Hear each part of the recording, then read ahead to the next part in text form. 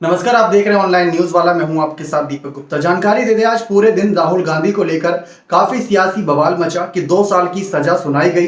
30 दिन की यहां पर उनको बेल मिली हुई है, अभी 30 दिन तक बाहर है। उसके बाद क्या होगा?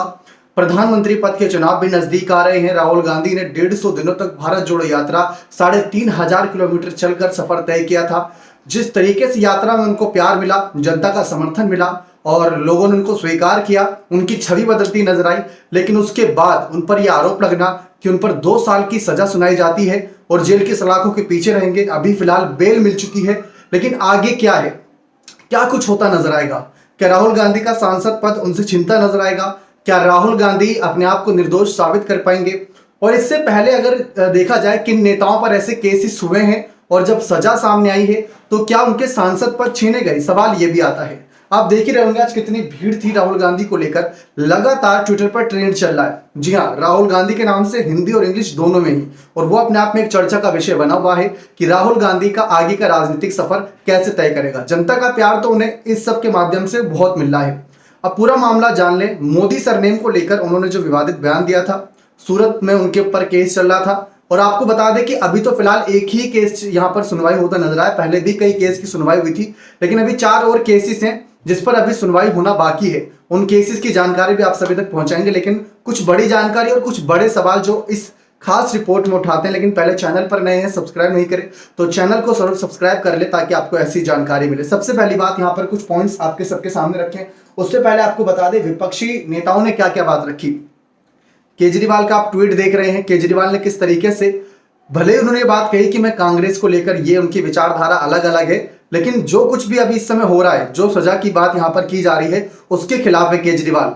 सबसे बड़ा बयान तो केजरीवाल का है। अगर चाहते केजरीवाल इस मामले पर सुर्खियां बटोर सकते थे, विपक्ष का चेहरा बनने के लिए राहुल गांधी को दबा सकते थे। क्योंकि इस समय अगर बात करें तो राहुल गांधी, ममता बनर्जी, अरविंद केजरीवाल, नवीन पटनायक, अखिलेश यादव, कुछ ऐसे बड़े, नीतीश यहां पर बात कर ले, ऐसे बड़े नेता हैं जो प्रधानमंत्री पद में दावेदारी दिखा रहे विपक्षी चेहरे के तौर पर। लेकिन उन सब के बीच केजरीवाल सबसे आगे हैं और राहुल गांधी भी। तो राहुल गांधी को अगर सजा मिलेगी, उनका सांसद पद जाएगा और राहुल गांधी चुनाव नहीं लड़ पाएंगे, तो फायदा तो केजरीवाल को होना था। लेकिन फिर भी केजरीवाल जानते हैं कि आज इस विपक्ष की बारी है, कल हमारी बारी भी आ सकती है। तो इसीलिए उन्होंने विपक्षी एकता को यहां पर सबके सामने रखा।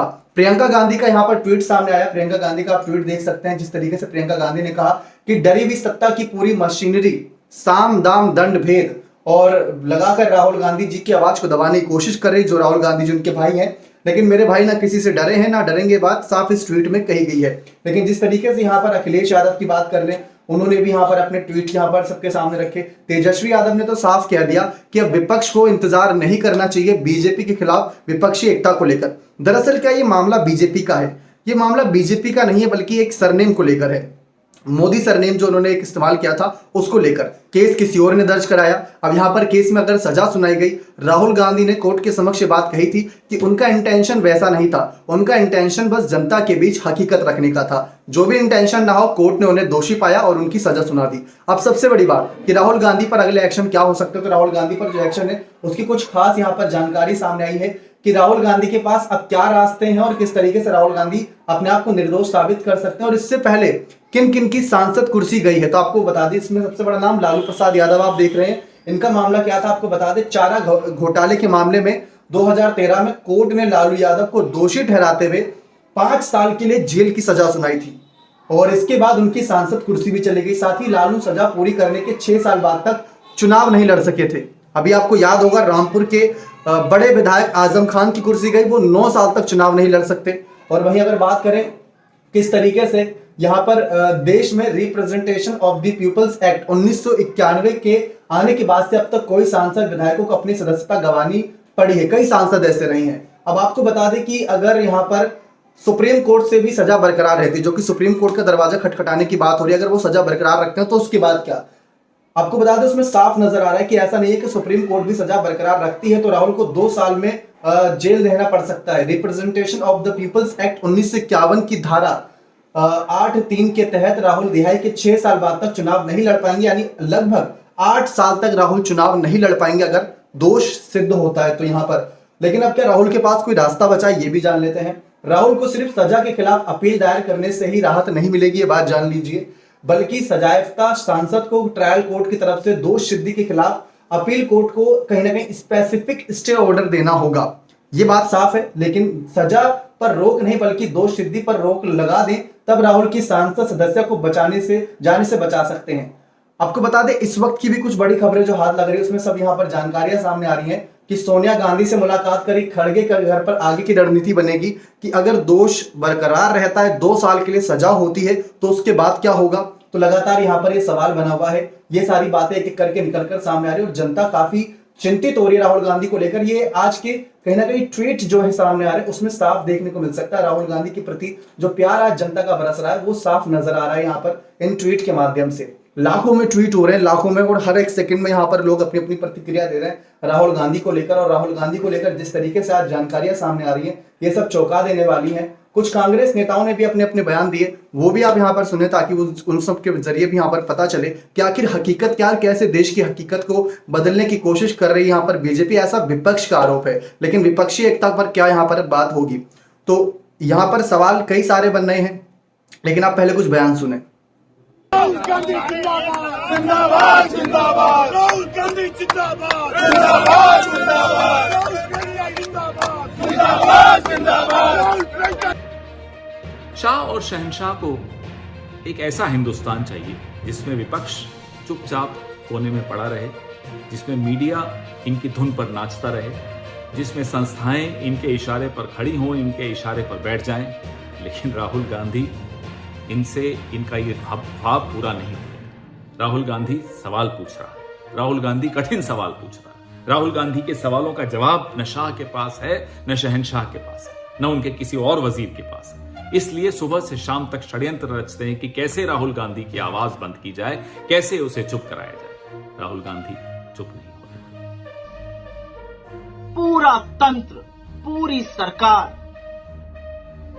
सारे संसाधन, चरण चुंबक मीडिया, सरकार की सारी एजेंसियां और खुद प्रधानमंत्री मोदी एक अकेले आदमी को चुप कराने में क्यों जुटे हैं। और अगर आपको लगता है कि जिसको चुप कराने की आप कोशिश कर रहे हैं वो चुप हो जाएंगे तो आप मुगालते में। जिसको चुप कराने की आप कोशिश कर रहे हैं उनका नाम राहुल गांधी, और गांधी डरते नहीं है। वो सत्य की लड़ाई पूरी शिद्दत से और ताकत से लड़ेंगे। देखा आप सभी ने किस तरीके से यहाँ पर बयानों की एकदम छड़ी से लग गई। अब बात आती है कि लोकसभा चुनाव को लेकर आगे क्या रणनीति रहेगी। तो लोकसभा चुनाव को लेकर यहाँ पर राहुल गांधी पर जिस तरीके से पहले सांसद में उन्हें बोलने नहीं दिया गया, जो कि माफी मांगो, एक तरीके से बीजेपी ने आंदोलन चलाया, उन्होंने कहा कि जब तक माफी नहीं मांगेंगे तब तक बोलने नहीं देंगे। अब दूसरा मुद्दा ये बन बैठा है। उसके बाद अगर हम देखें तो यहाँ पर लोकसभा सदस्यता को लेकर खतरा बताया जा रहा है कि अगर सजा सिद्ध होती है तो ये एक्ट के तहत यहाँ पर सजा भी वहां पर मिल सकती है और उनको दोषी करार देकर उनका कहीं ना कहीं इस्तीफा कराया जा सकता है और वो चुनाव भी नहीं लड़ सकते। तो ये एक बहुत बड़ा मामला है। तो इस तरीके से मामले एक के बाद एक उठाए जा रहे हैं।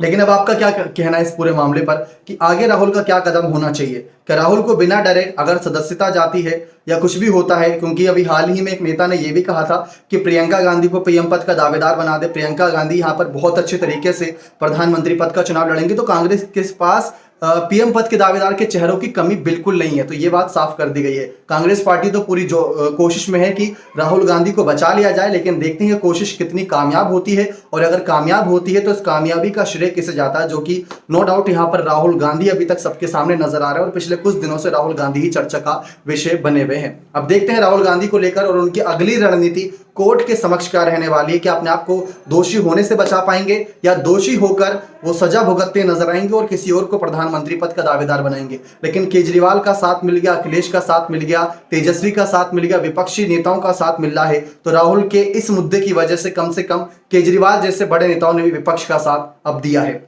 आपको क्या लगता है कि लोकसभा चुनाव में क्या बीजेपी गिरती नजर आ रही है? अगर आपकी राय हाँ में है तो अपनी राय कमेंट सेक्शन में जरूर बताएं और किन मुद्दों को लेकर गिर रही है वो भी जरूर बताएं। बहुत बहुत धन्यवाद।